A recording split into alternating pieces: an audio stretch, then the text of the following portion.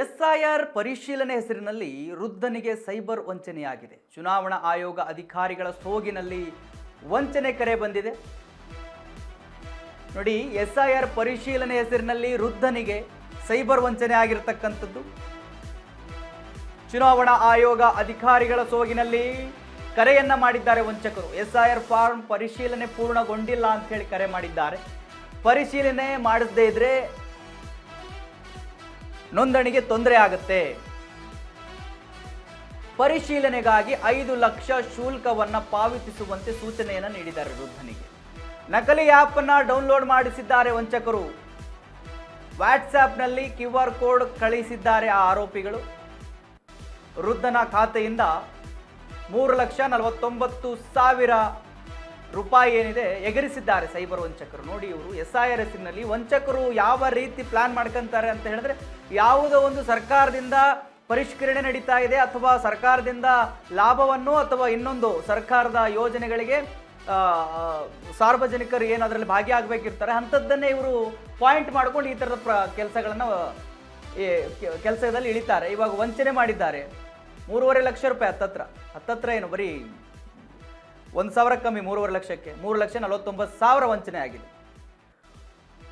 ವಂಚನೆ ತಿಳಿದ ಬಳಿಕ ಜೀವನ್ ಭೀಮನಗರ ಪೊಲೀಸ್ ಠಾಣೆಗೆ ದೂರನ್ನು ಕೊಟ್ಟಿದ್ದಾರೆ.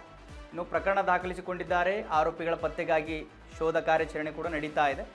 ವೀಕ್ಷಕರೇ, ನೋಡಿ, ಬರೋ 3.5 ಲಕ್ಷ ಅಂತ್ರಿ, ಒಂದಲ್ಲ ಎರಡಲ್ಲ, SIR ಹೆಸರಿನಲ್ಲಿ ಪಾಪ ಏನೋ ಅಧಿಕಾರಿಗಳು ಕಾಲ್ ಮಾಡಿಬಿಟ್ಟಿದ್ದಾರೆ ಅಂತೇಳಿ ಇವ್ರೇನು ಮಾಡಿದ್ದಾರೆ, ಅವ್ರು ಹೇಳಿದ್ದನ್ನೆಲ್ಲ ಕೇಳಿಬಿಟ್ಟಿದ್ದಾರೆ.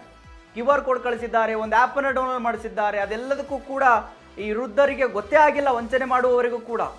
ಈ ಸೈಬರ್ ವಂಚಕರು ಇದಾರಲ್ಲ, ಪ್ರೀ ಪ್ಲ್ಯಾನ್ ಮಾಡಿಕೊಂಡು ಯಾರ ಹತ್ರ ದುಡ್ಡಿದೆ, ಹೇಗೆ ಎಗರಿಸಬೇಕು ಅವೆಲ್ಲವನ್ನ ಪ್ಲ್ಯಾನ್ ಮಾಡಿಕೊಂಡು ಕೂತಿರ್ತಾರೆ. ವೀಕ್ಷಕರೇ, ಇದರ ಬಗ್ಗೆ ಇನ್ನಷ್ಟು ಮಾಹಿತಿಯನ್ನು ಕೊಡೋದಕ್ಕೆ ನಮ್ಮ ಪ್ರತಿನಿಧಿ ನಿಸರ್ಗ ಅವರು ನನಗೆ ಫೋನ್ ಸಂಪರ್ಕದಲ್ಲಿ ಸಿಗ್ತಾ ಇದ್ದಾರೆ. ನಿಸರ್ಗ, ನೋಡಿ, SIR ಹೆಸರಿನಲ್ಲಿ ಪಾಪ ವೃದ್ಧನ ಹತ್ರ 3.5 ಲಕ್ಷ ರೂಪಾಯಿ ಎಗರಿಸೋದು ಅಂದರೆ ಸಣ್ಣ ಮಾತಲ್ರಿ, ಒಂದಲ್ಲ ಎರಡಲ್ಲ, ಬರೋಬ್ಬರಿ 3.5 ಲಕ್ಷ. ಹೇಗೆ ಮತ್ತು ಯಾವ ರೀತಿ ಇವರು ಪ್ಲ್ಯಾನನ್ನು ಮಾಡ್ಕೊಂಡಿದ್ರು ಆ ದುಡ್ಡನ್ನು ಎಗರಿಸೋದಕ್ಕೆ? ಹೆಚ್ಚಿನ ಮಾಹಿತಿ ಕೊಡೋದಾದ್ರೆ ಏನಿದೆ ನಿಸರ್ಗ?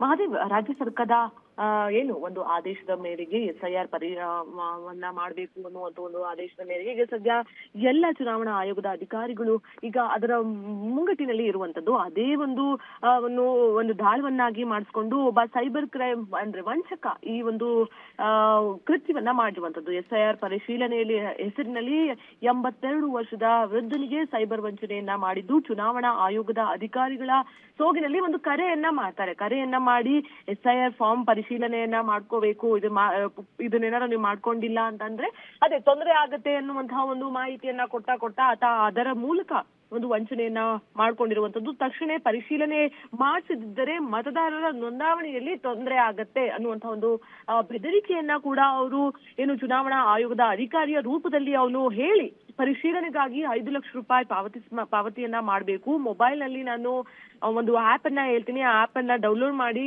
ಅದರಿಂದ ಮೂಲಕ ನೀವು ನನಗೆ ಹಣವನ್ನ ಕಳಿಸ್ಬೇಕು ಅನ್ನುವಂಥದ್ದನ್ನು ಕೂಡ ಹೇಳ್ತಾನೆ. ಅದಾದ ನಂತರದಲ್ಲಿ ವಾಟ್ಸ್ಆಪ್ ನಲ್ಲಿ QR ಕೋಡ್ ಅನ್ನ ಕಳಿಸಿರ್ತಾನೆ. ಏನು ಫೋನ್ ಪೇ, ಗೂಗಲ್ ಪೇ ಈ ತರ ವಹಿವಾಟನ್ನ ನಡೆಸೋದಿಕ್ಕೆ ಆತ ಫೋನ್ ಪೇ ವಾಟ್ಸ್ಆಪ್ ಅಲ್ಲಿ ಅವನು QR ಕೋಡ್ ಅನ್ನ ಕಳಿಸ್ತಾನೆ. ಅದಾದ ನಂತರದಲ್ಲಿ QR ಕೋಡ್ ನ ಸ್ಕ್ಯಾನ್ ಮಾಡಿದ ಬಳಿಕ ಮೊಬೈಲ್ ಹಾಗೂ ಬ್ಯಾಂಕಿಂಗ್ ಮಾಹಿತಿ ಆತನಿಂದ ಏನು ವೃದ್ಧನಿಂದ ಕಳುವಾಗತ್ತೆ. ಅಂದ್ರೆ ಆತನ ಕಂಪ್ಲೀಟ್ ಏನು ಕ್ರೆಡಿಟ್ ಕಾರ್ಡ್ ಇರ್ಬೋದು, ಪ್ರತಿಯೊಂದು ಬ್ಯಾಂಕ್ ಖಾತೆಯಿಂದ ವಹಿವಾಟು ರದ್ದಾಗತ್ತೆ. ಅದಾದ ನಂತರದಲ್ಲಿ ಆತನ ಖಾತೆಯಲ್ಲಿ ಇದ್ದಂತಹ 3,49,000 ಹಣವನ್ನ ಈಗ ಏನು ಸೈಬರ್ ವಂಚಕ ದೋಚಿದ್ದು. ಈ ಒಂದು ಪ್ರಕರಣ ಈಗ ಜೀವನ್ ಭೀಮಾನಗರ ಪೊಲೀಸ್ ಠಾಣೆಯಲ್ಲಿ ಪ್ರಕರಣ ದಾಖಲಾಗಿದ್ದು ಆರೋಪಿಗಳಿಗಾಗಿ ಪೊಲೀಸರು ಏನು ಹುಡುಕುವಂತಹ ಕೆಲಸಕ್ಕೆ ಈಗ ಮುಂದಾಗಿರುವಂತದ್ದು. ಮಹಾದೇವ್, ಓಕೆ, ಥ್ಯಾಂಕ್ ಯು ನಿಸರ್ಗ ನಿಮ್ಮೆಲ್ಲ ಮಾಹಿತಿಗಾಗಿ.